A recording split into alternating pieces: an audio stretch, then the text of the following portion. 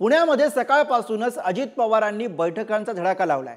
अजित पवार यांची जिल्ह्यामधील अधिकाऱ्यांसोबत बैठक सुरू आहे।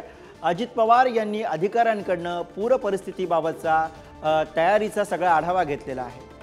तर अजित पवार आज आपल्याला ॲक्शन मोडमध्ये बघायला मिळतात। सकाळपासूनच अगदी अजित पवार यांच्या बैठकांना सुरुवात झालेली आहे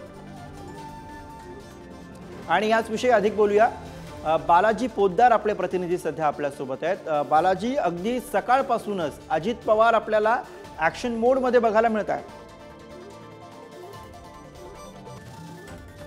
अजित पवारांची जी पहाटेपासून काम करण्याची जी स्टाईल आहे ती सुरू झालेली आहे।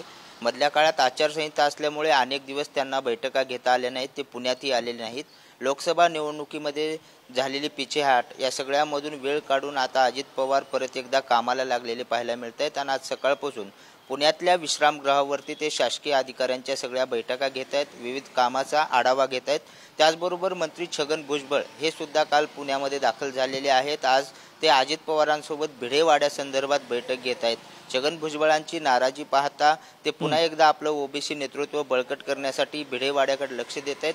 अनेक वर्षाचा हा प्रश्न प्रलंबित आहे, तो सोडवायचा आहे आणि त्यासाठी आम्ही पालक बरोबर विविध मुद्दे आज अजित पवार आपल्याला या बैठकांच्या माध्यमातून हाताळताना बघायला मिळणार आहेत। धन्यवाद बालाजी या सगळ्या सविस्तर माहितीसाठी।